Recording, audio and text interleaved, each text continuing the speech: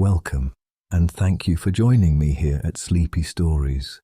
Tonight's collection invites you to drift into the quiet glow of timeless wonder. Fairy tales gathered from the Brothers Grimm, softened and retold for rest.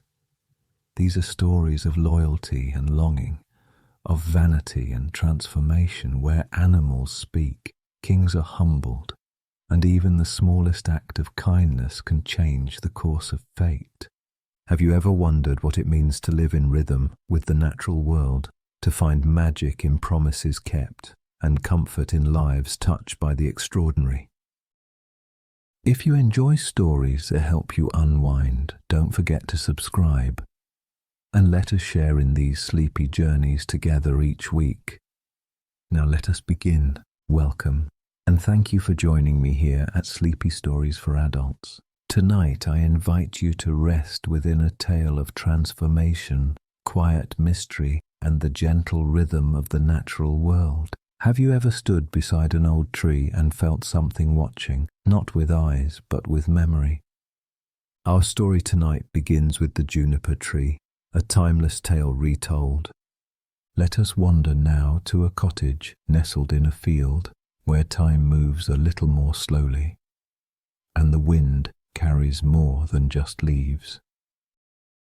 There was once a small home on the edge of a village. Its garden was simple, a few herbs, a rose bush, and an old juniper tree that leaned just slightly over the stone path.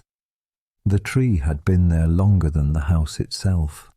Its branches hummed when the breeze passed through, and in the spring it dropped tiny red berries that smelled faintly of nutmeg and earth. In this house lived a kind woman and her husband. They had everything they needed except one thing they quietly longed for: a child. The woman often sat beneath the juniper tree, her apron full of herbs, whispering her hopes into the soil. "If only I had a child as red as this berry," she would say softly, "and as white as the snow that gathers on these stones." The tree, of course, said nothing, but one winter evening, as snow dusted the path like powdered sugar, the woman found herself smiling. A quiet knowing settled in her chest, and not long after, she was with child. The months passed gently. She moved more slowly now, cradling her belly, humming soft songs beneath the branches. The juniper tree blossomed early that spring, delicate white blooms like tiny stars clinging to each limb. And when the child was born, he was beautiful. His skin was pale as winter milk, and his cheeks bloomed red like the berries. She named him Marlin. For a time the house was full of laughter. The woman's heart swelled with joy so complete it echoed even through the silences. But joy, like wind, shifts. The woman passed not long after the birth, peacefully, with her child curled beside her. Her husband grieved quietly, and after many seasons had passed, he married again. The new wife, though lovely in manner, felt a shadow in the house she could never quite name. She brought a daughter of her own, Leora, with bright eyes and restless hands. The man, for his part, tried to be fair. He worked in the fields and sang old songs as he carved spoons at night. But the house had changed. Where once the juniper tree hummed gently with laughter, now it stood in silence. Marlin grew into a gentle child, quiet, thoughtful, often found beneath the tree or tracing his fingers along the old stones. He rarely cried, rarely asked for anything, and this, perhaps, is what troubled the new wife most. She could not read him, and in her uncertainty, something small and sharp began to grow within her, like a thorn wrapped in ribbon. Leora, meanwhile, was loud and sweet, her voice like bells. She adored her stepbrother in the way that only children can, with full-hearted admiration and the occasional squabble. But still, the house felt strained, not from noise, but from something just beneath it, like a note played too softly to hear, but loud enough to feel. One day, as sunlight filtered through the kitchen window and the scent of apples filled the air. The new wife stood near the juniper tree. Marlin watched her from the garden path. She turned to him, her face unreadable. "Pick me a few berries," she said, her voice calm, "for a winter stew." Marlin nodded and stepped toward the tree, and the wind, ever so slightly, began to stir. The branches swayed, the leaves rustled, the sky above shifted, not in color but in weight. Something had changed, not loudly, not all at once, but like the first drop of rain before a storm you don't yet see. The juniper tree stood silent, its roots deep, its heart old, and the story, dear listener, is only just beginning. The wind picked up slowly that evening. Not a storm exactly, more like a breath held by the earth. The juniper tree swayed, its berries gleaming red in the fading light. Marlin stood beneath it, his hand outstretched. The berries fell softly into his palm, one by one. He gathered them carefully, not too many, never greedy, and turned back toward the house. The door creaked open at his touch. Inside, the fire hummed low. The new wife stood by the hearth, stirring a pot with long, slow motions. She turned. Her face was unreadable. Not cruel, not kind, just still. "Thank you," she said, as he placed the berries in her bowl. He nodded and turned to go. "Wait," she added, her voice quieter now. "Stay for a moment." He did. She knelt and looked at him, not into his eyes, but just past them. "You remind me of someone," she murmured. "Someone I'm not meant to remember." Marlin didn't answer. He only looked at the fire. It cracked once, like a whisper in an empty room. That night, snow began to fall. The next morning, the village awoke beneath a white hush. Children ran through the lanes with scarves trailing behind them. Marlin and Leora sat at the kitchen table, peeling apples. The house was quiet, wrapped in the soft comfort of routine, but beneath it all the stillness deepened. The new wife watched from the window. She had dreamed of the juniper tree again. In her dream it had spoken, not in words, but in memory, and that memory sat in her chest now like a stone, heavy, cold, and oddly familiar. Marlin laughed as a peel slipped from his fingers and curled like a ribbon. Leora giggled beside him. The sound pulled something inside the woman taut. She turned away. In the pantry, she pressed her hand to her chest and whispered a name she had never spoken aloud. Not Marlin, but her own, the one she'd almost forgotten. The wind outside picked up. The tree leaned toward the house as if listening. That afternoon, as the sun dipped low and cast golden shadows across the snow, the new wife called Marlin back to the kitchen. "Would you help me with something?" she asked softly. He nodded. She guided him toward the cellar, a place rarely visited, its air cool and still. "I dropped a jar," she said. "Could you fetch it for me?"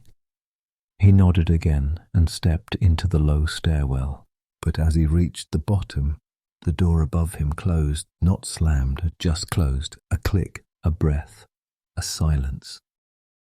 Outside, the snow began to fall again. Leora played near the juniper tree, her mittens dotted with flakes. She turned toward the house. It looked the same, but something inside her whispered, "Not quite." Inside, the new wife sat by the fire, hands in her lap. The fire cracked. Time passed. Too much. When her husband returned home, she greeted him as she always did, with tea, soft slippers, and news of the day. "Marlin went to visit your sister's home," she said. "They needed help with the oxen." The man nodded, tired and trusting. He sat by the fire. The juniper tree swayed gently outside, but its branches were listening.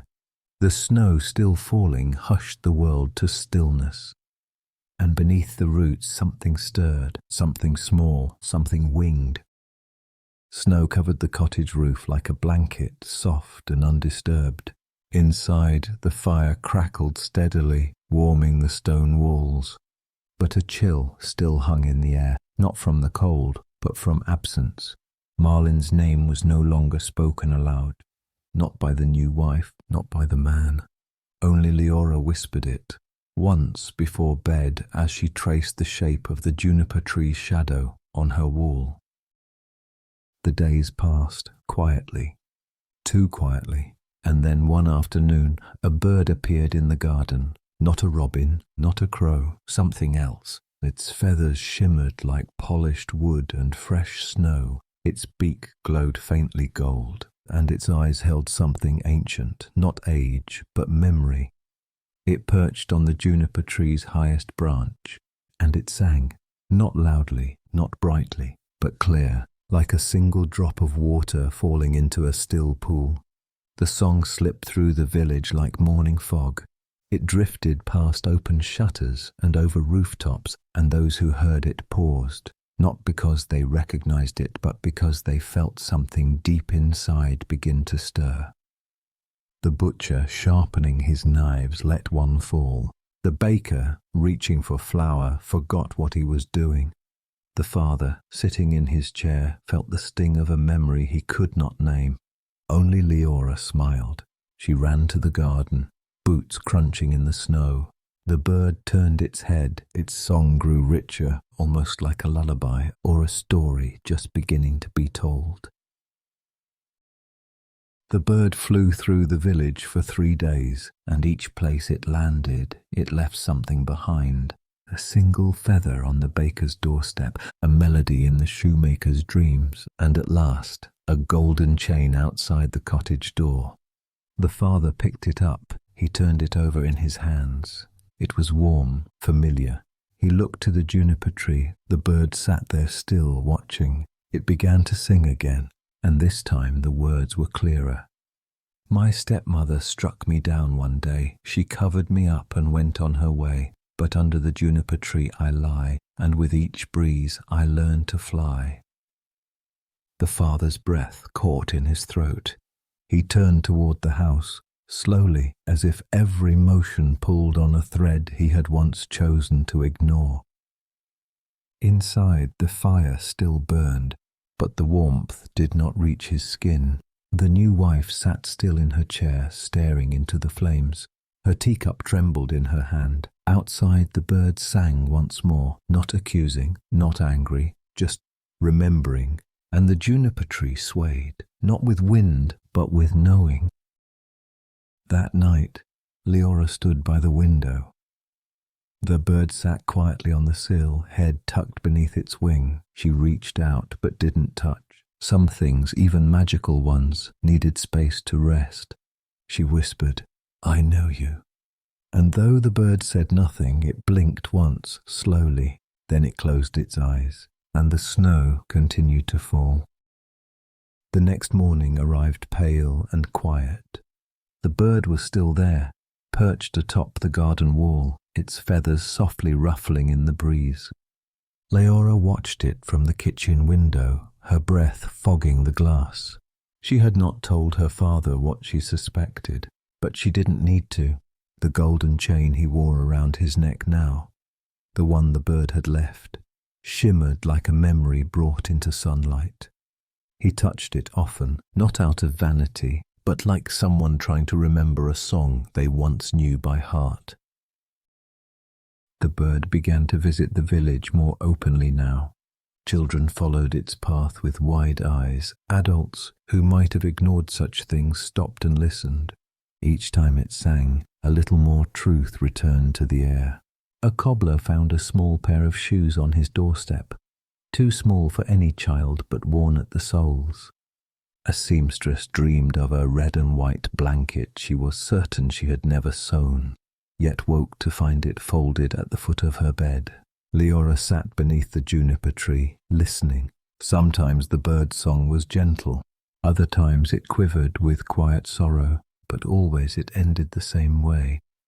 And under the juniper tree I lie, where roots remember and wings still try. Inside the house the stepmother grew pale.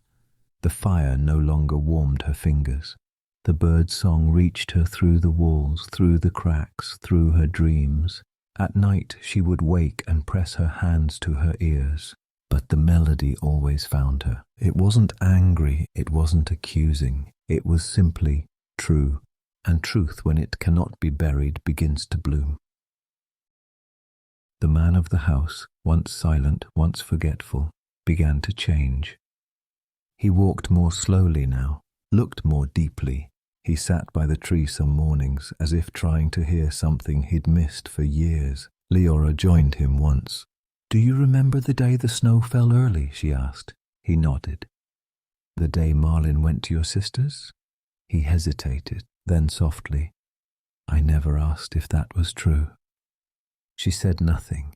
They sat together, the tree whispering above them. That evening the bird did not sing. Instead it circled the house 3 times, once for what was taken, once for what was hidden, and once for what still remained. It dropped a single feather on the threshold. The wind caught it and carried it inside. The stepmother picked it up. It pulsed gently in her palm, warm, weightless, yet filled with meaning.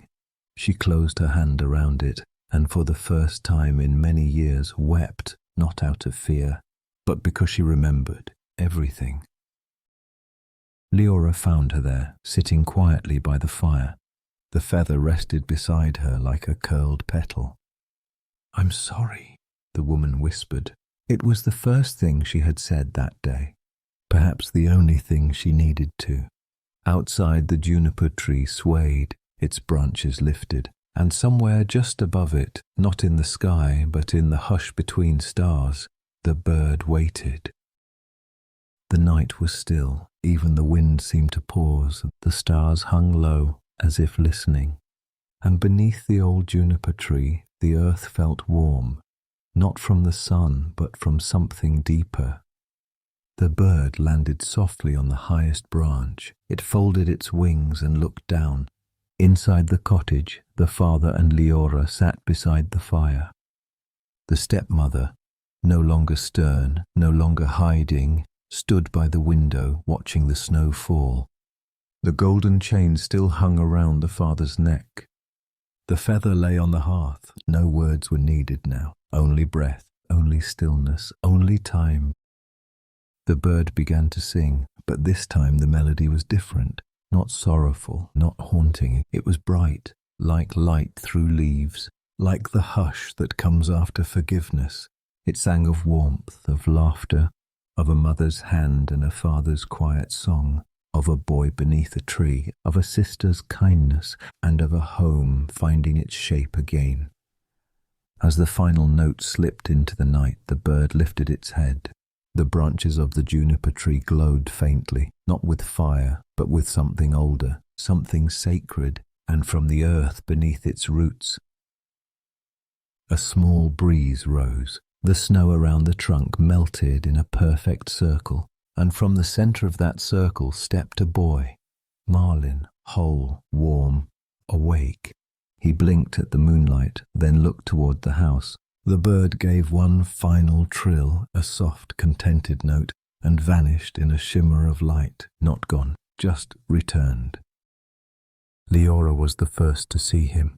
She rushed outside, her boots crunching across the snowless patch. Marlin smiled, not confused, not afraid, just home. The father followed, his hands trembling. He dropped to his knees and pulled the boy close. "I'm sorry," he whispered. Marlin said nothing. He only held on tighter, and the stepmother, her face pale with wonder, stepped slowly into the doorway. Marlin looked at her. She looked back, and though no words passed between them, she bowed her head. A single tear slid down her cheek. It hit the earth at the base of the tree, and the juniper, in reply, dropped one last berry, round, red, and whole. That night the family sat together. The fire burned steady. No shadows lingered in the corners. Outside the stars began to rise higher. The wind moved again, and the old tree stood tall and quiet, its roots wrapped gently around all that had passed, and all that had been restored. And so the juniper tree stood tall once more, not only as a witness to sorrow, but now a keeper of peace, of forgiveness, and of family restored. Let us stay in this quiet mood a little longer. Let us wander not far, just over the hills to another timeless tale.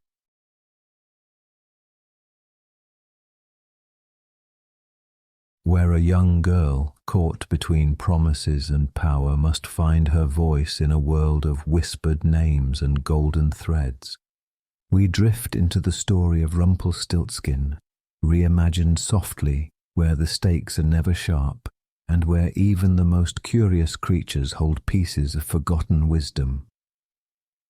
There was once a village tucked between two hills, a place of slow seasons and steady hands, where the river moved like melted silk and the wind carried stories from one cottage window to the next.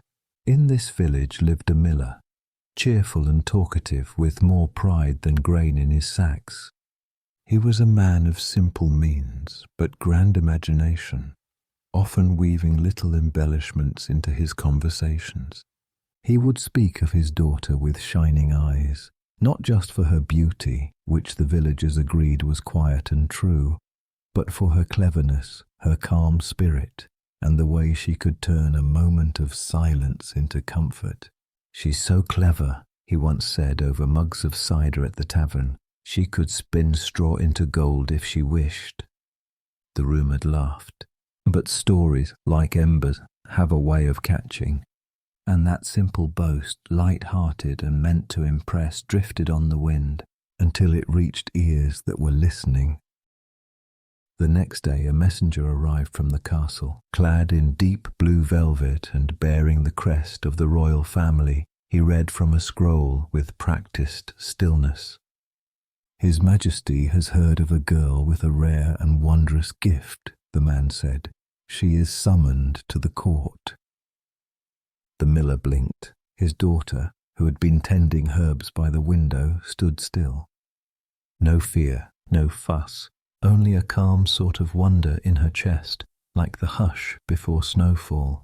"I'll go," she said, and so, with nothing more than her shawl and a small satchel of herbs, she left.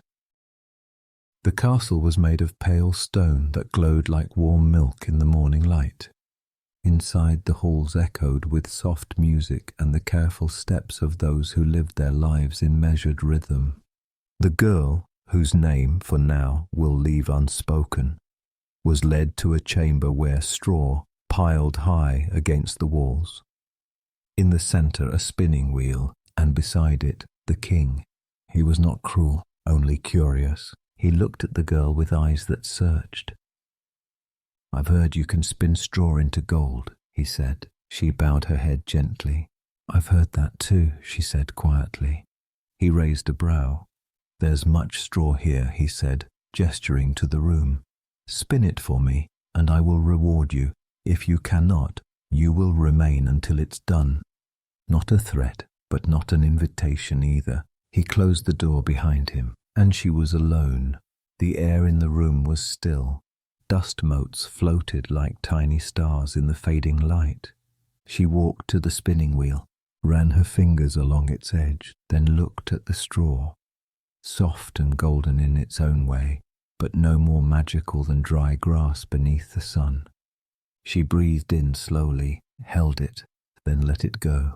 "I cannot spin straw into gold," she said aloud, as if confessing to the walls. But the walls did not answer. Something else did. A rustle, a shimmer in the corner, and then a figure, not tall, not large, wearing a cloak that shifted like candlelight, eyes too bright for the shadows, voice like the creak of old wood. "I can help," it said. She turned, startled only slightly. There was something ancient about the moment, something that didn't quite feel real. "Who are you?" she asked. The figure smiled, not cruelly. "Someone who deals in forgotten things." She looked again at the straw, then at her hands, then back to him. "What would you want in return?" "A token," he said. "Something small, something yours." She reached into her satchel and pulled out a ribbon, pale green, frayed at the edges. "It was my mother's," she said. He nodded. She placed it in his palm, and he got to work. The spinning began, soft and rhythmic. The straw disappeared, replaced with thread that shimmered like sunlight on water. Gold, but not garish, gold like morning. She watched until her eyes grew heavy, and when she awoke, the room was full of light and gold. The king returned. He smiled and brought her to another room twice as full of straw. And so the story begins again. But stories, especially the quiet ones, have deeper threads still to follow. The second chamber was grander than the first. Tall windows filtered in early light, and the walls, once bare, now held tapestries of deep green and gold. But still the room was filled with straw, even more than before, piled high like soft hills across the stone floor. The girl stood quietly, hands folded. She no longer expected explanations, only possibilities. The king's voice had been kind, even admiring when he'd spoken that morning. "You are more valuable than any treasure," he had said. "Spin once more, and I shall see you richly rewarded." And then he left her, just as before. A locked door, a quiet spinning wheel, and a chamber filled with something she could not change on her own. Evening fell gently. The shadows in the corners softened, and once again, with no rustle, no warning, the cloaked figure appeared. His cloak shimmered with threads too fine to name, and his eyes gleamed with quiet recognition. "You've returned," she said. He nodded, and without stepping closer, asked, "What will you offer me tonight?" She reached into her satchel again. This time her fingers found a silver thimble, worn smooth, the initials faded. "It belonged to my grandmother," she said. He held it gently, as if it were a delicate creature. "Then it holds weight," he said, "enough for one more night." And he sat. The wheel began to spin. The straw, endless and golden in its own plain way, vanished strand by strand, replaced with thread so fine it caught the firelight and made it dance. The girl sat nearby, her chin on her knees, watching. She did not sleep this time. Instead, she studied him. His hands moved with precision. His shoulders, though small, carried a quiet rhythm. "Why do you do this?" she asked at last. He did not stop spinning. "Because I was asked." "Is that all?" He paused just once. "Because I remember what it means to be forgotten." She said nothing after that, only watched until the final strand became gold. The king returned at sunrise. This time he looked at her differently, not just with curiosity, but with something almost like awe. "You are truly a marvel," he said. "One more night, one final room, and then—" He didn't finish the sentence, but his meaning was clear. This was no longer a test. This was a proposal, and the next room would decide everything. The third and final room was larger than any she had seen. Its ceiling arched like the sky, and the walls were polished smooth as river stones. This time the straw rose in golden towers, stacked in rows that reached almost to the ceiling. There was no window, no fire, just the silence of something ending or beginning. She stood for a long time, listening to her breath, to the hush between heartbeats. The door behind her closed with a soft click. She was alone again, but only for a moment. The cloaked figure appeared just before dusk. He stepped out of the quiet as though it had opened a door, and this time he did not speak first. "I have nothing left," she said softly. Her satchel was empty. The ribbon and thimble were gone. Only her hands remained, and the soft, steady thrum of her hope. He tilted his head, considering. "You have something still," he said. She waited. He knelt beside the spinning wheel and spoke gently. "Promise me something yet to come." She hesitated. "What do you mean?" "A gift," he said. "Not today, not tomorrow, but something from your future. Something precious." She looked at the straw. then at her hands, then back at him. "If I can give it," she said, "I will." He nodded, the smallest bow. "And if you cannot?" "I will still try." His smile was neither kind nor cruel, only certain. "Then we have an accord." The spinning began once more. She did not sleep. She watched the way the straw vanished, listened to the hum of the wheel, and wondered what promise she had just made. By morning every strand of straw had become gold. The room glowed. It pulsed gently with light. The king arrived, and this time he did not bring another room. He knelt, not in grandeur, but in something quieter, a kind of reverence. "You have done what no other could," he said. "Will you stay? Will you stand beside me?" She nodded, and so she became queen. The halls filled with celebration. The gold was never touched. It was not needed. The story moved forward, as stories do. And for a time it seemed the wheel had stopped turning. But stories are threads, and some, once spun, must come back around. The seasons turned softly. The queen, once a miller's daughter, once a girl with only a ribbon and a thimble, now walked the palace gardens with slow grace. Birds nested in the trees above her. The scent of roses lingered in the hedges, and her heart beat steady, filled with something close to peace. Then came the day when she stood quietly beside the palace window, a hand on her growing belly. The king beside her, smiling. "We'll be a family," he said. She smiled too. But somewhere in the stillness, a ripple moved beneath her skin. Not of the child, but of memory. Of a night when straw became gold, of a promise not yet named. The baby was born on a warm spring morning, a boy with quiet eyes and soft curls. He slept nestled in blankets the queen herself had stitched, not from gold, but from cotton and care. And for 3 days all was well. Then came the knock, soft, measured, not at the palace gate, but at the garden wall. And when the queen stepped outside alone, she saw him, the cloaked figure, unchanged, not older, not younger, just as he had been, eyes still gleaming, voice like old wood. "You've had your happiness," he said gently. She nodded. "And now," he said, "the time has come for what was promised." She stood very still, then took a breath. "I remember," she said. "But I didn't understand then." He tilted his head. "I did not ask you to understand, only to offer." Her voice caught in her throat. "Please," she whispered, "is there another way?" He looked down at the moss beneath his boots, then back at her. "I am bound by bargains," he said, "but not without kindness." He paused. "If you can guess my name in 3 nights, I will release your promise entirely." She blinked. "My name?" He nodded. "It is old, it is hidden, but it is mine. Speak it, and you are free." And just like that, he vanished. That night she paced the halls in silence, not afraid, only deep in thought. The king watched her from the doorway. "You seem distant," he said. She smiled faintly. "I'm remembering an old story."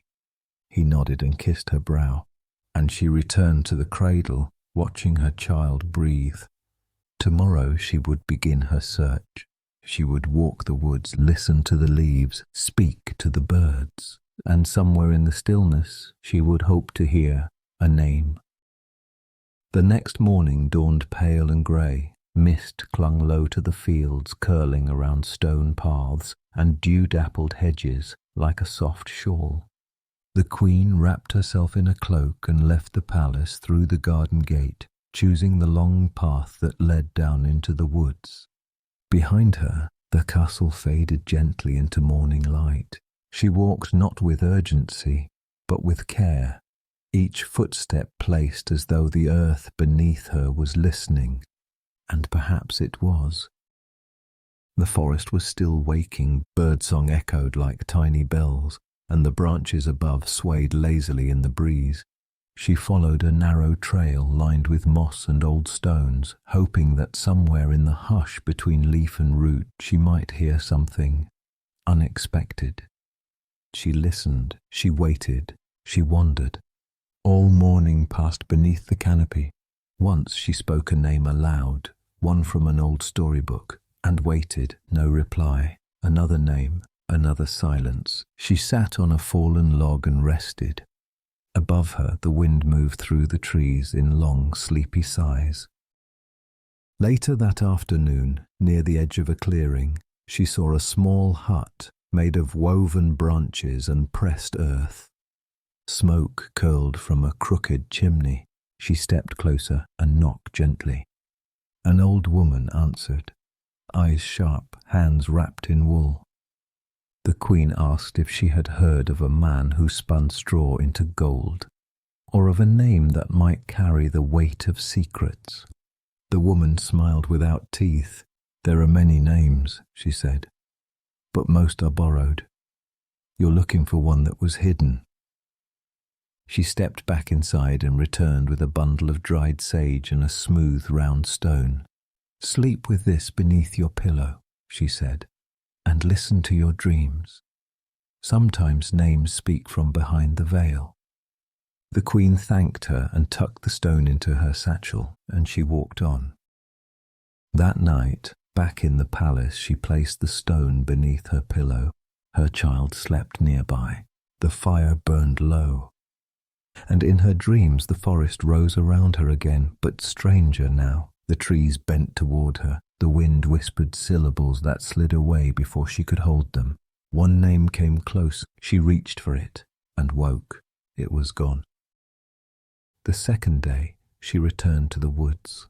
This time she walked deeper, and by chance, or something more, she came upon a hollow tree. Its roots twisted like folded hands. A voice, faint and high, sang from somewhere just beyond. She crept forward. There in a small glade a fire crackled, and dancing around it, alone and unaware, was the cloaked figure.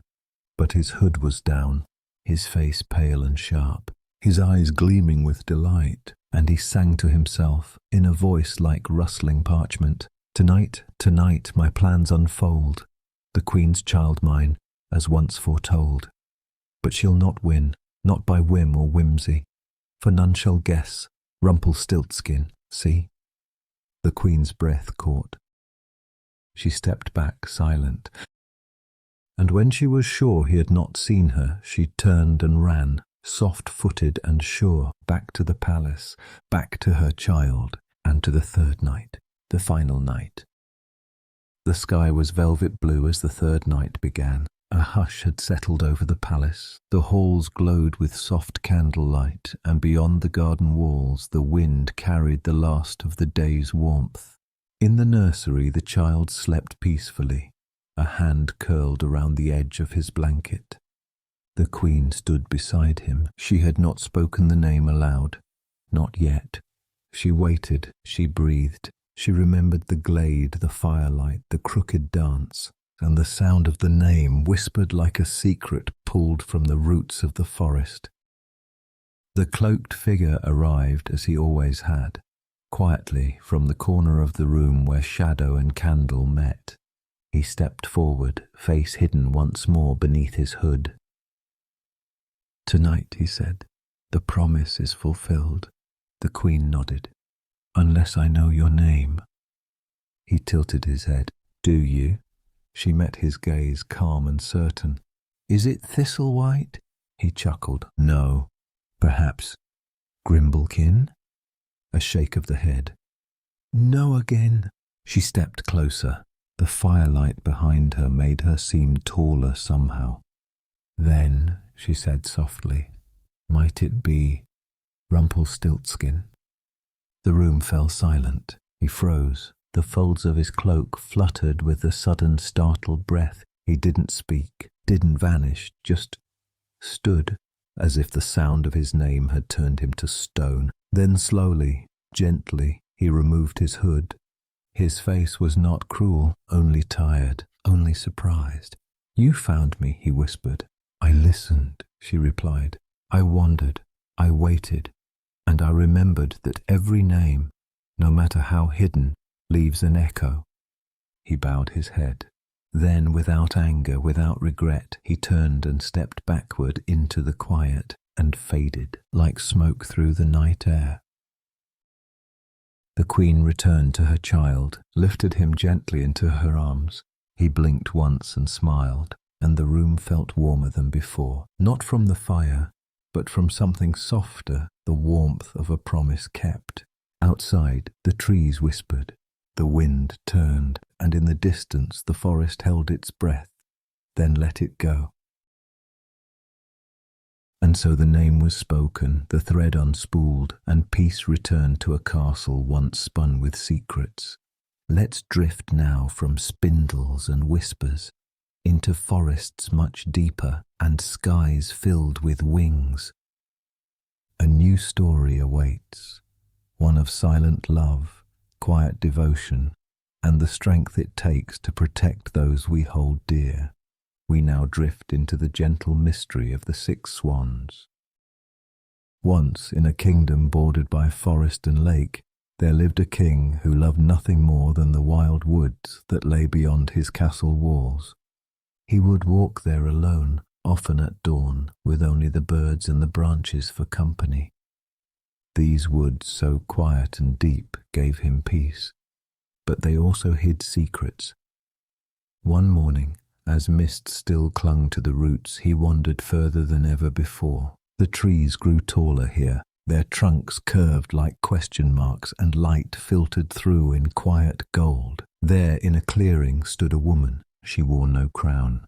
Her dress shimmered like leaves in water, and though she said nothing, the king felt his heart move, not in a rush, but like a tide pulled gently to shore.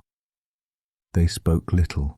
They returned to the castle together, and within the year she became his queen. But time, as it always does, revealed layers beneath the still surface. The woman was beautiful, yes, but cold, like stone cooled by moonlight. And she held little affection for the king's 6 sons and 1 daughter, children from his first marriage. They were kind children, quiet, thoughtful, never demanding. The youngest, the daughter, was especially gentle. She was called Eleonora, and she loved her brothers more than anything in the world. They would walk the gardens together, play beneath the arches of ivy, and sit for hours by the fire, sharing stories whispered low. But the queen watched them with narrowed eyes. She saw their closeness as a threat, and though she smiled at the king, her heart never softened. One night, while the children slept, the queen slipped into the old stone tower, a place where echoes lingered and herbs hung drying from the rafters. She mixed a spell in silence, feathers, ash, moonpool water, and words spoken in a language older than the roots of the forest. When the sun rose, she called the children to the garden. She spoke sweetly, too sweetly, and offered them cloaks one by one. "Put them on," she said. "They're a gift." The moment the boys slipped into the cloaks, the change began. Not painful, not violent, just sudden. Wings where arms had been, feathers growing fast and smooth, and then 6 swans rose into the air, crying softly, circling once before vanishing into the pale sky. Only Eleonora remained. She fell to her knees, hands outstretched. "Bring them back," she whispered. But the queen only turned away. The king was told the boys had gone away to study in distant lands, but Eleonora knew, and that night, before the moon was full, she slipped out of the castle with nothing but a shawl and a small satchel of bread. She would find her brothers, and she would find a way to bring them home. Eleonora followed the path the swans had taken. Not a road exactly, but a feeling in the air, a tug at her chest. The forest greeted her like an old friend. Branches leaned close but never blocked her way. Birdsong accompanied her like a lullaby, She walked for days, stopping only to rest beneath wide trees or beside slow-moving streams. Her satchel grew lighter, but her heart grew stronger. She didn't know where she was going, only that her brothers were somewhere ahead, caught in the sky, waiting. One evening, as the sun folded behind the trees and the air turned silver with dusk, Eleanor reached the edge of a wide lake. It stretched calm and quiet, like a mirror waiting for dreams. She sat beneath a weeping willow and pulled her knees to her chest. The moon rose, and with it, 6 white swans glided across the water. They came from the far side of the lake, wings whispering against the surface, eyes fixed on her. When they reached the shore, Eleanor stood. She stepped forward, heart full. The swans didn't speak, but one of them bowed its head and brushed its beak gently against her cheek, and just before the last light of day faded, the feathers shimmered, and for a single breath, the swan became a boy again. It was her eldest brother. His hand met hers. His voice was soft, like wind in leaves. "You found us." And then he was a swan once more. In the days that followed, Eleanor made her camp by the lake. Each night her brothers returned, and for a moment, just as moonlight touched the treetops, they became human. Only for a heartbeat, but it was enough. From them she learned what had been done. The spell cast by their stepmother could only be broken by a vow. Eleanor must remain silent for 6 years, not a word, not a sound, and during that silence she must sew 6 shirts for them, made entirely of starwort, a flower that grew in hidden groves and whispered beneath moonlight. If she could do this, speak nothing, ask nothing, explain nothing, her brothers would be free. But if she spoke a single word before the final shirt was sewn, they would remain swans forever. That night, Eleanor dreamed of feathers and thread, and in the morning she woke with purpose. She did not cry, she did not speak. She rose, gathered her things, and went in search of starwort. The forest seemed to shift for her now. Paths opened, roots moved gently aside. She found the flower, pale green, with 5 slender petals and leaves soft as silk. She filled her basket, returned to the lake, and began to sew. Each stitch was slow, each thread was steady, and around her the forest watched. Wind hummed through the trees, the lake mirrored the sky, and the swans circled above, waiting. Time moved quietly. Eleanor no longer measured it by sunrises or seasons, only by the shirts folded neatly beside her. 1, then 2, and now a 3rd began beneath her careful hands. She did not speak, she did not waver, and the forest held its breath. By the 4th moon since her vow of silence, Eleanor had grown used to the rhythm of her days.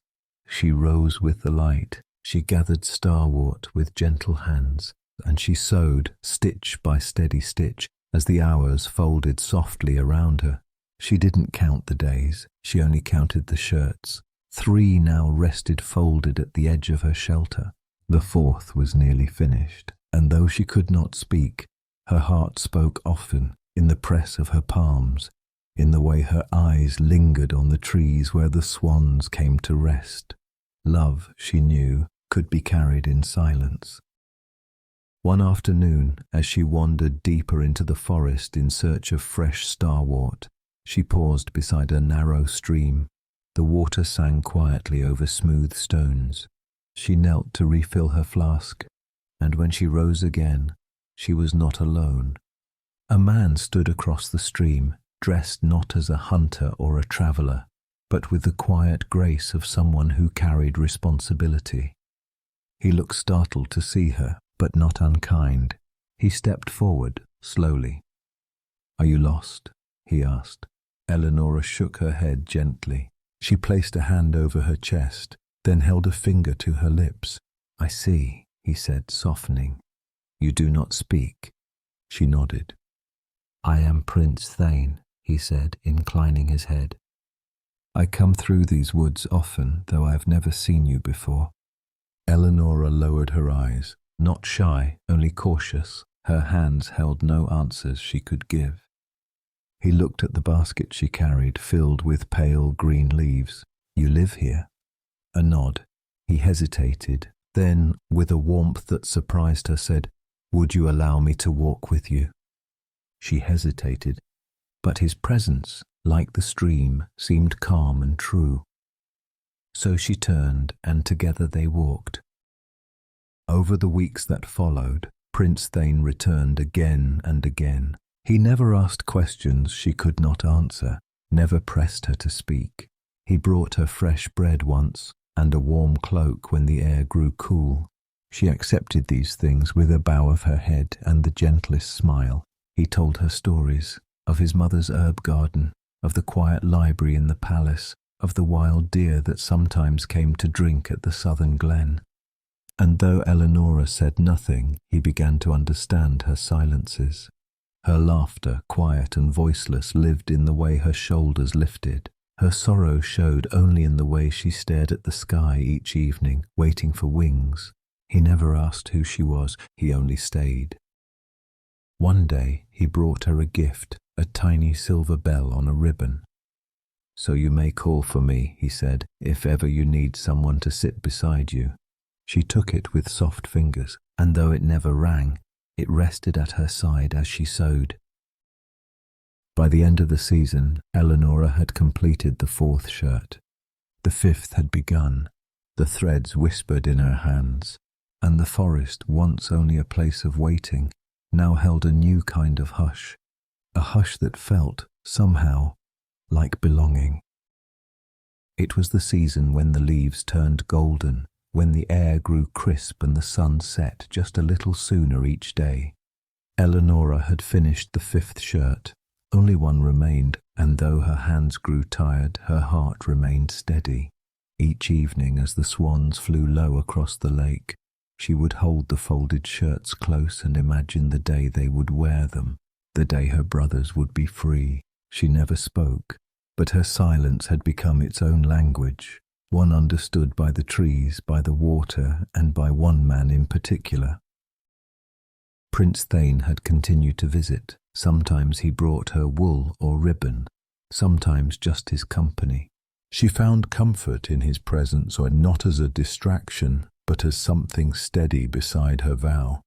He never asked more of her than she could give. And one evening, as they sat beneath a canopy of amber leaves, he turned to her. "I have seen many things in this forest," he said, "but none that moved me as you do." She looked at him, eyes soft with unspoken thought. "I know nothing of your story," he continued, "and I ask for no answers, but I do know this." He reached for her hand. "I would be honored if you would come with me, be my wife, share in silence if that's all you can give." Eleanora felt the wind still around her, not cold, not urgent, just still. She looked down at her hands, the ones that had sewn 5 shirts, that had carried herbs, that had held her brother's feathers in sleep. Then she looked up and nodded, once. The wedding was small, held in a glade where the trees arched like cathedral walls and soft moss carpeted the earth. Thane placed a ring upon her finger. She smiled without sound. The forest held its breath, and when they walked back to the palace, she carried with her a small bundle, the 6th shirt, unfinished. She hid it in a wooden chest at the foot of their bed, and each night, when the candles burned low, she would sit and sew. Quiet, focused, careful, the court whispered, "Why does the new queen never speak? Is she hiding something? Does she cast spells beneath the moon?" But Thane said nothing.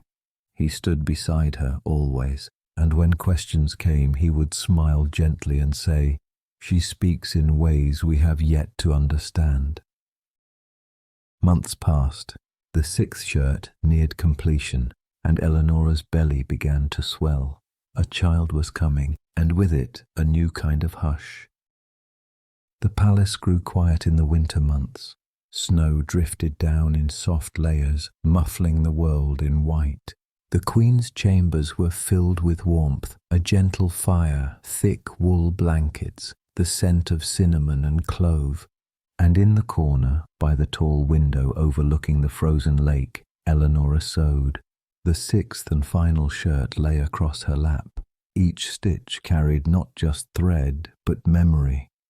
Of feathers over water, of silent vows, of six brothers waiting with the patience only love could give. She was nearly finished, so close.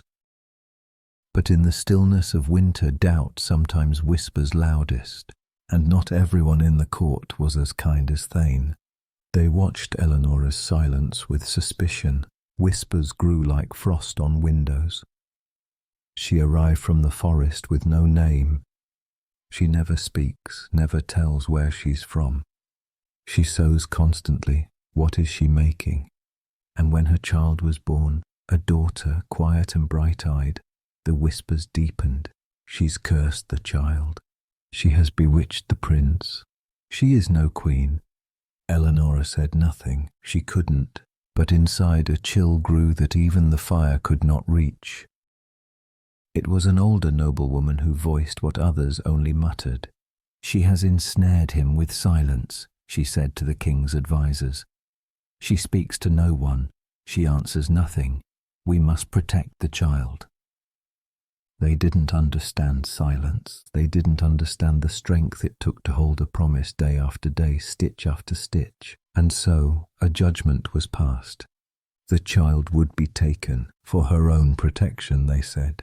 Eleanor clutched the baby to her chest, but she did not cry out, she did not beg, she simply watched, with eyes like open sky, and the ache of centuries in her silence. They took the child.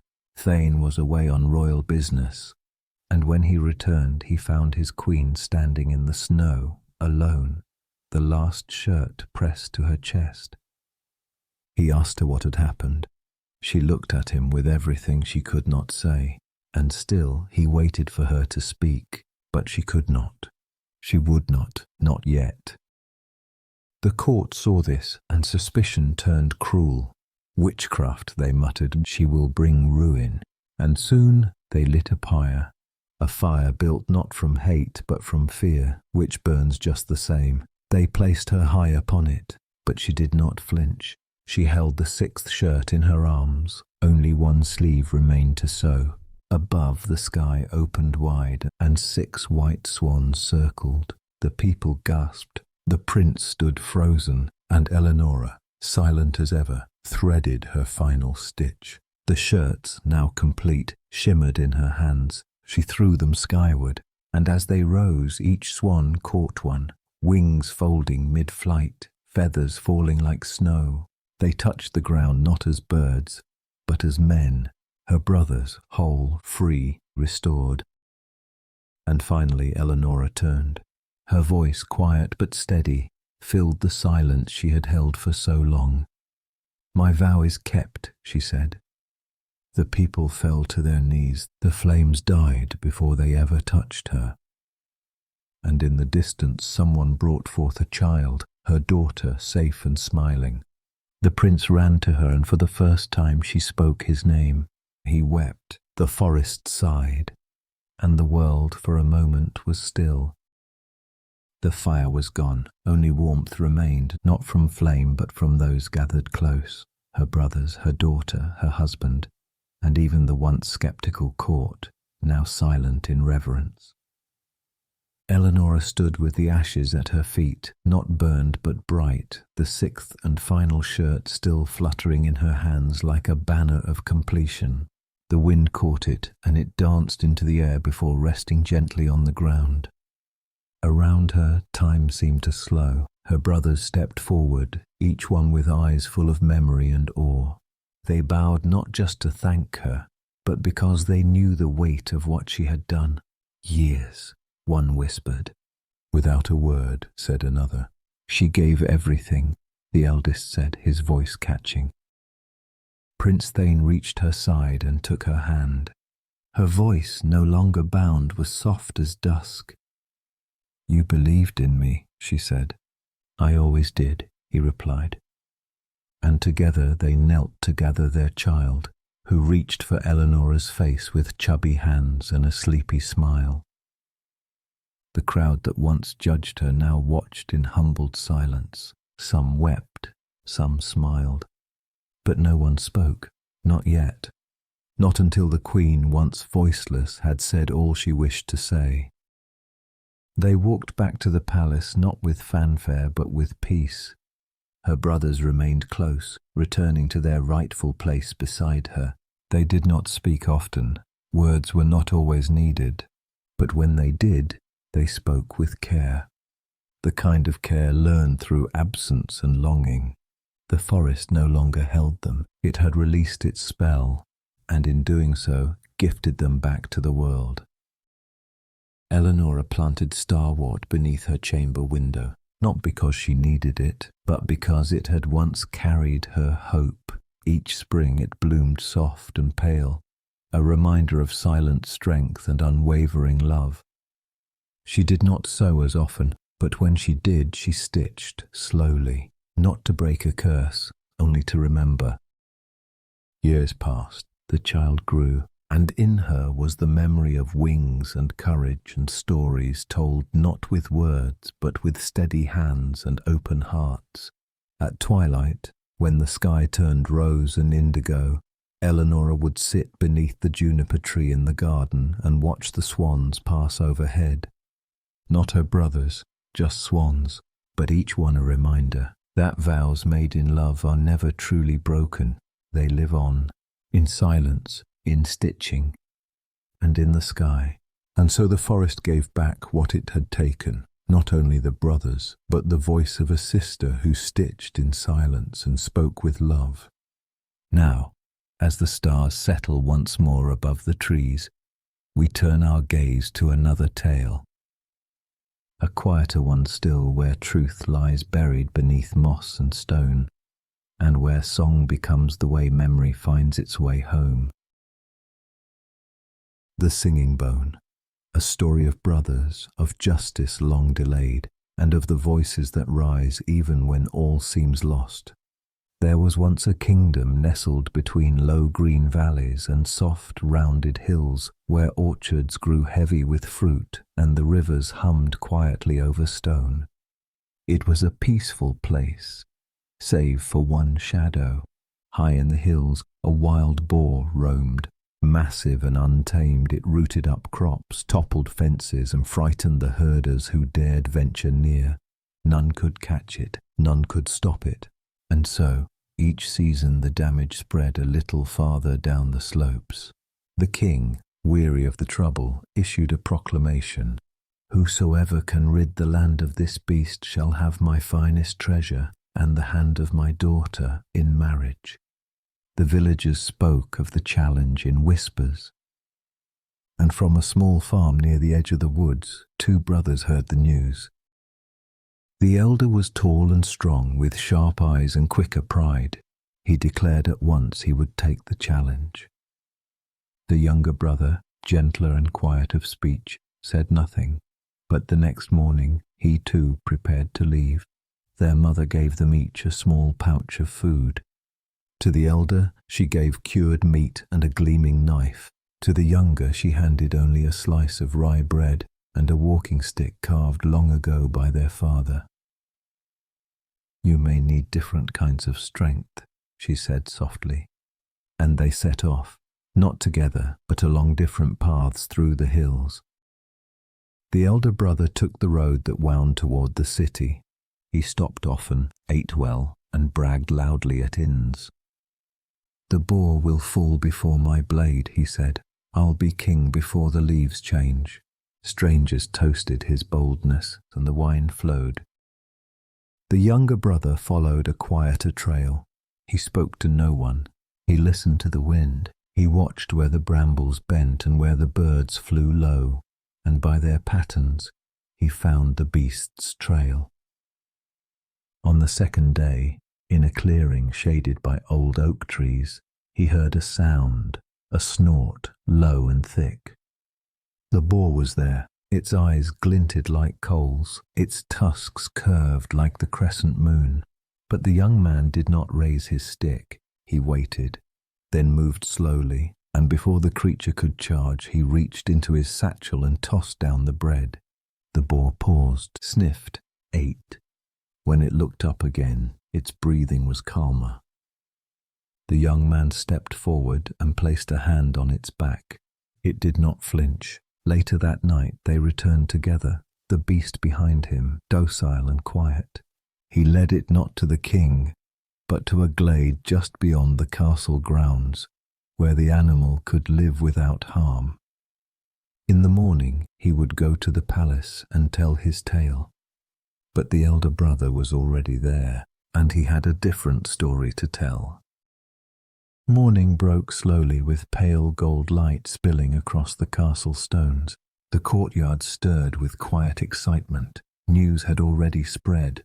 The elder brother had returned alone, with blood on his blade and a tale on his lips. He stood before the king, bold and composed. "The beast is gone," he said, "slain in the northern pass." He held up a tusk, long, curved, stained. "I fought alone. I risked all." The king listened. The princess watched from her window silent. And as the heralds began to proclaim his name, the younger brother arrived at the palace gates, muddy, soft-footed, quiet. He asked for no trumpets. He simply requested to speak with the king. But the elder brother saw him first, and something cold moved behind his eyes. He approached his sibling in the courtyard, where the ivy climbed the stone and the air smelled faintly of rain. "You're too late," he said. The younger brother tilted his head. "I've already told them the beast is dead," the elder continued. "There is no room for another tale." The younger man reached into his satchel, not to protest, not to argue, only to retrieve the carved walking stick their father had made. He held it lightly, and with it pointed toward the glade just beyond the city wall, a quiet place where leaves fell like whispers. "There?" the elder asked, lowering his voice. The younger nodded once. The elder brother stepped back, thinking, and then, before anyone else could see, he smiled a strange small smile. "Then let's walk," he said. They went together down the path that wound beneath the old cypress trees. They spoke little. Birds called softly overhead. When they reached the glade, the boar was there, alive, calm, resting among ferns. It looked up as they approached, recognized the younger, moved forward to meet him. That was when it happened. Quick, quiet, a sharp sound, then silence. The birds flew up all at once. The trees stood still. And when the elder brother returned to the castle alone once more, there was a shadow trailing behind him that no one else could see. The younger brother did not return. His name, like his story, went unspoken. The people celebrated the hero who had slain the terrible beast, and within a fortnight the king kept his promise. There was a wedding, there were bells. The princess looked beautiful, but distant. She had never heard the younger brother's story, only felt a quiet ache she could not explain. And in the hills under moss and pine something waited, not in anger, not in haste, but in the patient stillness of a truth that knows it will be found. Years passed. The hills grew quiet again. The trees thickened. The rivers ran clear. The boar was no longer spoken of, only the brave prince who had ended its reign. No one remembered the glade. No one asked where the younger brother had gone, except perhaps the earth itself. One spring morning a shepherd wandered further than usual with his flock. The air was thick with the scent of wild thyme, and bees murmured lazily in the tall grass. Near a patch of elder trees his staff caught against a root. He bent to free it, and saw, buried in the soil, something pale and smooth, not stone, bone.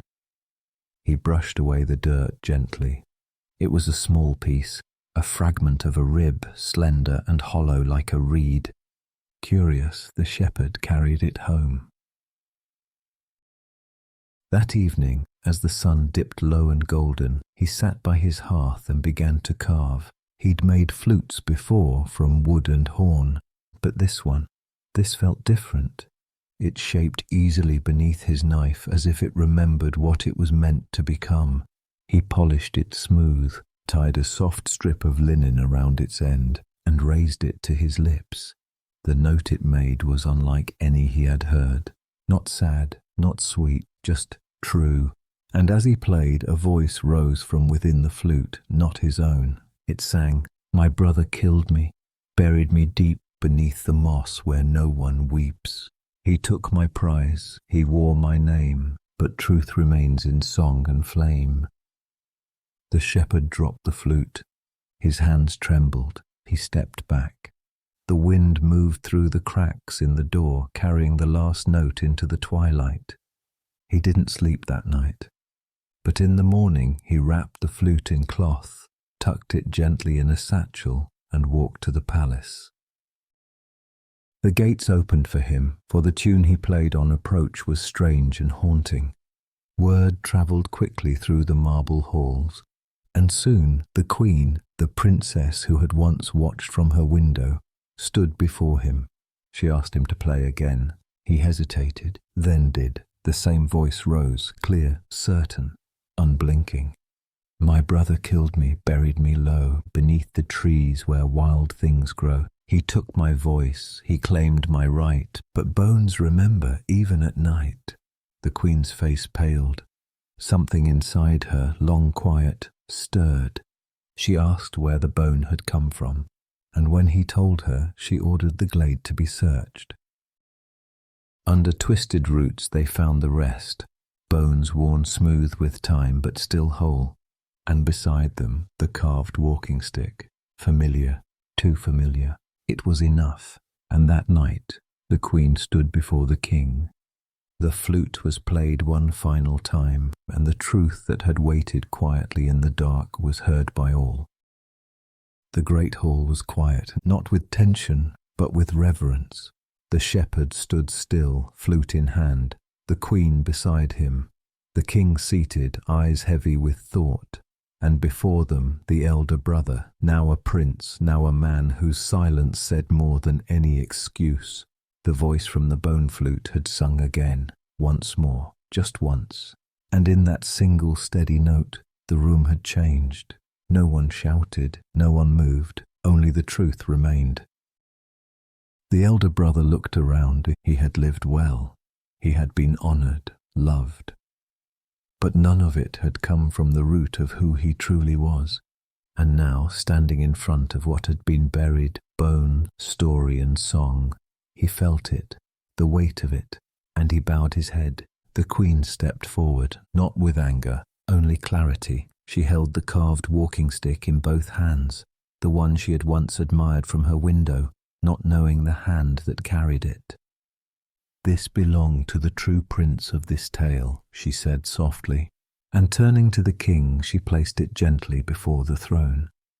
"He was kind," she continued, "quiet and brave in the ways no one saw." The king said nothing for a long time. Then he rose and placed his hand over the flute, now resting still. "We cannot undo what was done," he said, "but we can remember rightly." He looked to the elder son. "You may step down now, not in disgrace, but in truth," and so he did. The younger brother was buried with honour, not in marble but beneath the elder trees where the moss grew thick and the birds sang often, his name carved into stone, a simple plaque beside it. He did not raise his voice, but he was heard. The shepherd was named Guardian of the Glade. The queen kept the flute, though she never played it again. She didn't need to. The song lived on, in the stories told to children by the fire, in the quiet way the wind moved through the reeds, in the knowledge that truth, once uncovered, holds a stillness deeper than sorrow, and more lasting than any crown. And so the flute was set down, and the truth, once buried, rose quietly to meet the light. Now we leave the mossy glade behind, and follow a new path, one where laughter buzzes in the air and help comes from unexpected wings. We begin The Queen Bee, a story of three brothers, unlikely kindness, and the way gentleness can awaken even the oldest magic. Once upon a time, in a valley wrapped in green hills and sleepy woodlands, there lived three brothers. The eldest was strong and proud, the second was clever and quick, and the youngest, well, he was quiet. He didn't boast like the first, he didn't charm like the second, but he watched the world with gentle eyes, and he listened, not just to people, but to the wind, to the river, and even to the bees. His name was Simon. One spring morning, the three brothers set out together. They had heard whispers of a mysterious castle deep in the forest, a place wrapped in enchantment, a place where magic slept, and where, it was said, a treasure lay hidden, one that could only be uncovered by the purest of heart. The eldest laughed. "I'll break the spell with strength," he declared. The second grinned. "I'll solve it with wit." Simon said nothing. He only looked toward the woods and smiled, and so they began their journey. The road curved gently through meadows and fields. Along the way they came upon an ant hill. Thousands of tiny ants crawled across the path, busy and determined. The eldest brother raised his foot. "They're in the way," he said. "I'll crush them, and we can pass." But Simon reached out and placed a hand on his arm. "Let them be," he said softly. "They are not bothering us." The eldest rolled his eyes but stepped back. The ants continued their work undisturbed. Simon nodded to them as if in thanks. Later that day the brothers came to a lake, still and silver under the afternoon sun. Near the shore, a family of ducks swam, their feathers smooth and pale. The second brother picked up a stone. "Let's see how many I can scare with one throw," he said with a grin. But again Simon gently stopped him. "They're not here for our amusement," he said. He crouched by the water and watched the ducks float on. They quacked once, soft and low, and vanished into the reeds. By dusk the forest grew thicker. Golden light filtered through tall trees and the sound of buzzing filled the air. The brothers followed it, and soon they found a hollow tree, heavy with honeycomb. Bees drifted in and out, calm and busy. "I'm starving," said the eldest. "Let's smoke them out and take the honey." But Simon stepped forward, his voice steady and warm. "They've worked all season for it. Let's not destroy their home." The bees flew around him, not in anger, but in quiet circles, as if they understood, and the brothers moved on. Night fell. They reached a clearing where an old castle stood, wrapped in vines and silence. Its doors were tall and dark, its windows blinked with soft, flickering candlelight. No guards, no voices, just stillness. The eldest stepped forward first, then the second, and last Simon. The air around the castle buzzed with magic, not loud or showy, but deep, like roots that had slept for years. The brothers would soon discover what tests lay inside, but for now they stood before the door, three very different hearts, facing the same enchanted night. The castle doors creaked open, slow as waking breath. The brothers stepped inside. The air was cool, sweet with old wood and the faint scent of rose. Candlelight flickered along long halls, but no one greeted them. No king, no guards, just silence and the soft tick of time. They reached the main chamber where a long table stood covered in velvet and dust, and there, beside it, rested a scroll. Its seal was golden wax marked with the image of a bee. The eldest opened it. 3 tasks were written. Each must be completed to break the castle's spell. Each required something more than strength.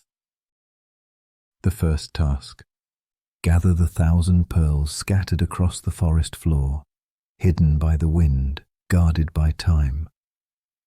The eldest grunted. "This is pointless," he muttered. He marched into the woods, stomping through leaves, but pearl after pearl evaded him. The second brother fared no better. He rushed from place to place, gathering a few, dropping others. By nightfall the task was incomplete. But Simon sat quietly at the edge of the clearing, and soon, one by one, the ants came. A quiet stream of movement, tiny and precise. They returned the pearls, each one placed softly into Simon's open hands. By dawn, the first task was done. The second task: retrieve the key that lies at the bottom of the lake. The second brother scoffed. We'll never find it. The eldest tried diving, splashing and shouting, but the water only grew murky, the key hidden deeper still. Simon walked to the shore. He sat beside the reeds and waited. Moments later, a family of ducks appeared. They dove and dipped, searching, and then gently one returned with a glint in its beak. The silver key, wet and shining, dropped into Simon's palm. The second task complete. The final task: choose the true princess from among the three, each sleeping under a spell of silence. In a high room of the castle, 3 maidens slept in a row, identical in dress and stillness. The spell had silenced their breath, softened their hearts and hidden their truth. The eldest guessed, choosing the one with golden hair. The second followed, pointing to the one with jeweled slippers, but Simon stood quietly. The room buzzed faintly, and through the open window came a hum, soft and low. The bees, they circled the third maiden's head, rested on her pillow, and Simon stepped forward. This one, he said. At his word, her eyes fluttered open, not startled, but calm, awake, and the spell was broken, all 3 tasks complete. The air shifted. As the last of the enchantment lifted, the castle stirred, not with noise, but with light. Candles brightened, curtains billowed, the halls, once dusty and forgotten, breathed again. And the princess, the one chosen by bees, stood fully awake, her gaze resting on Simon. You heard them, she said softly. Simon nodded.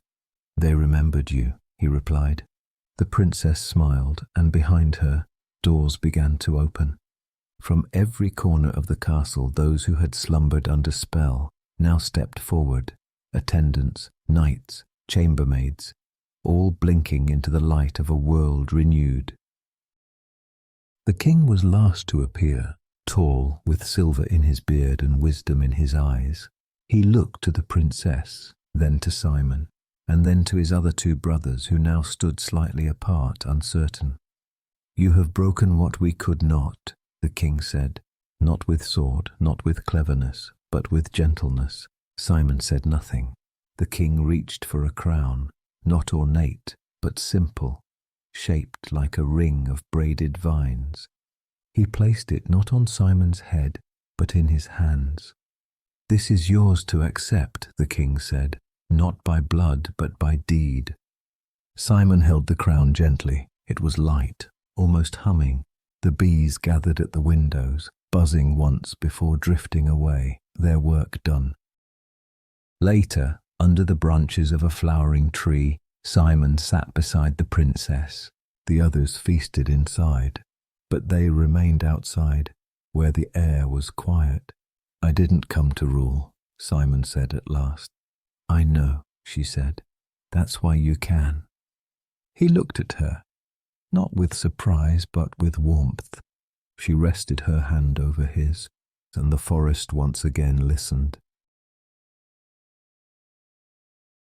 As the linden leaves settle and the gentle vows fade into memory, let us drift onward to another timeless tale.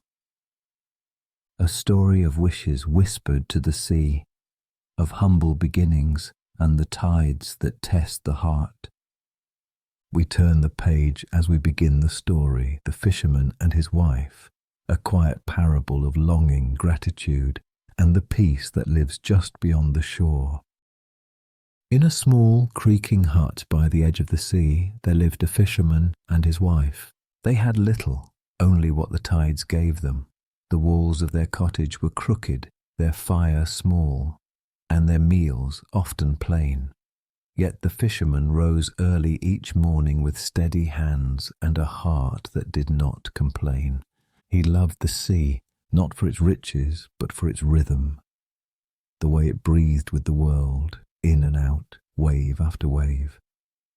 He cast his line into its depths, not out of greed, but with respect, as one might bow to an old friend. His wife, however, often sighed. She would sweep the hearth and glance at the walls with furrowed brow.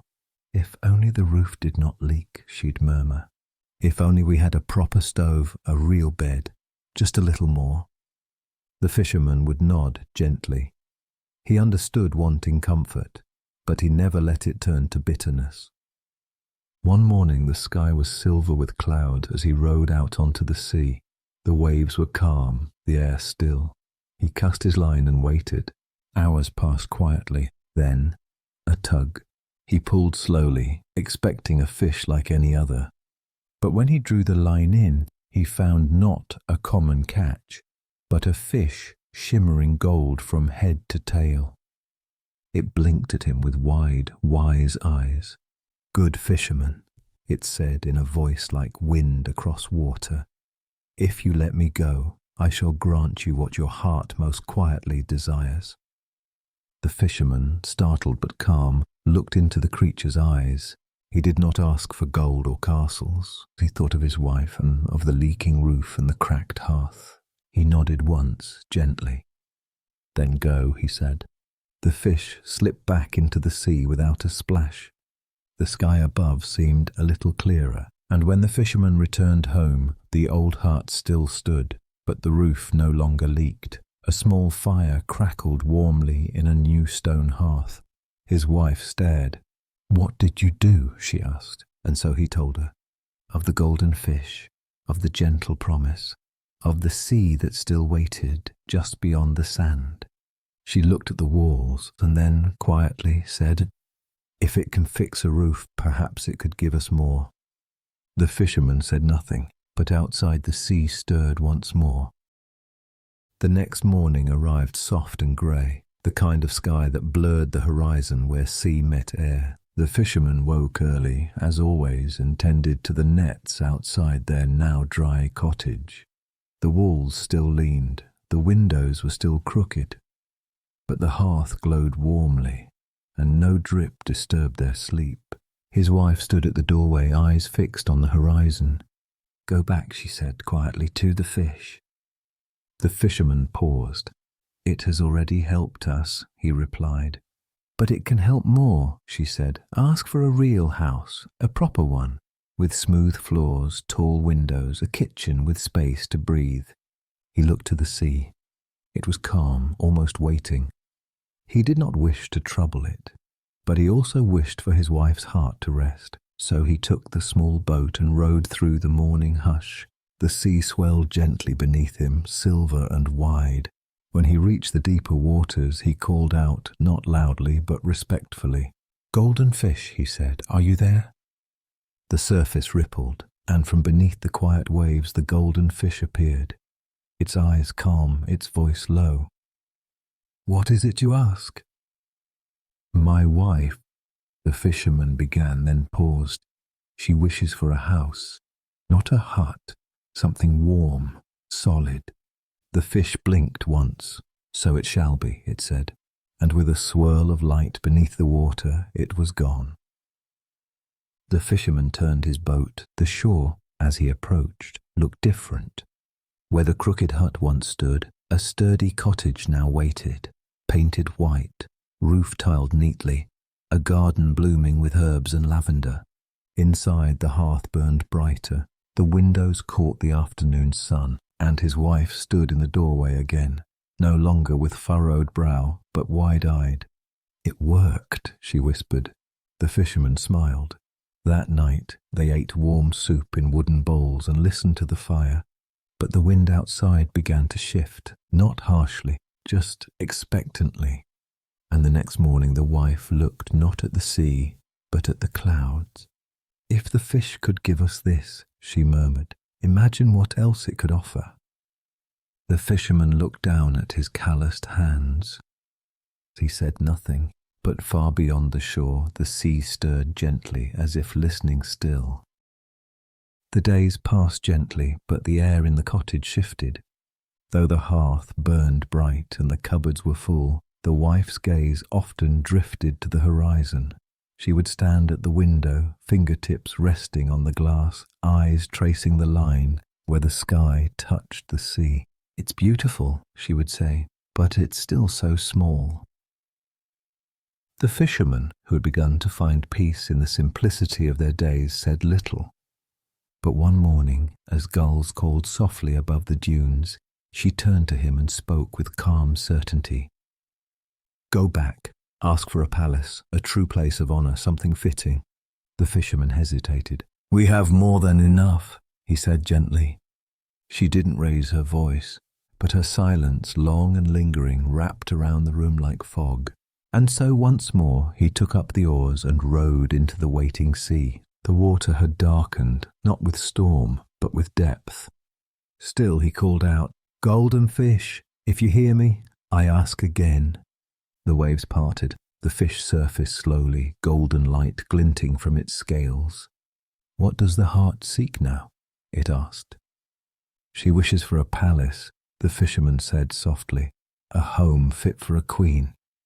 The fish was silent. Then it spoke as gentle as ever. "So it shall be." The fisherman returned to shore, but the cottage was gone. In its place stood a palace. Towers of pale stone rose above the trees, gardens sprawled with roses and fountains, wide marble steps led to carved doors that opened with a whisper. Inside, everything glowed. The ceilings arched like waves frozen in time. The floors shimmered beneath velvet rugs. Each window framed the sea, as if the palace itself were watching the horizon. His wife stood on a balcony, clothed in silk, her hair gathered in shining pins. She turned when she saw him. "You came back," she said, and for a time they lived among soft light and high ceilings. But the sea was still there, and it listened. Each night, as the fisherman walked alone on the sands, he felt its breath, quiet, patient, and deep. Not angry, not pleased, only present. And above them all the stars blinked slowly, as if remembering something old. The palace walls stood tall, but the air around them had changed. Gone was the hush of simple fires and creaking doors. In its place silence lingered in the high corners, a silence not of peace but of space too large for comfort. The fisherman spent more time by the shore. He would walk barefoot in the morning light, letting the waves lap at his feet. The sea was calm as it had always been, but it no longer felt restful. It felt waiting. Back in the palace, his wife no longer stood at the window. She now sat in grand chairs and gave quiet instructions to servants. She wore gowns stitched with silver thread, her voice softer but not gentler. She rarely smiled, and one evening, without preamble, she turned to him and said, "Go again." He looked at her. "There is nothing more we need," he said. She didn't answer right away. Then, with a distant gaze, she whispered, "But I want more. I want to rule the skies and sea. I want the fish itself to serve me." The fisherman's breath caught. "That is not how the sea works," he said. "Not the fish, not the gift." But her eyes held firm, and so, with a heavy heart, he took the oars once more.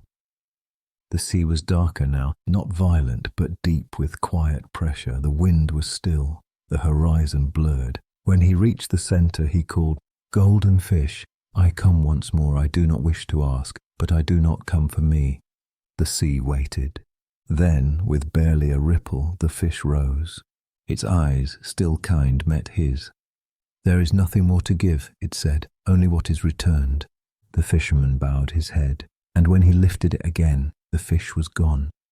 He rowed back slowly, and as he stepped onto the shore, there was no palace, no stone steps, no velvet halls, only the crooked little hut. The fire crackled softly inside.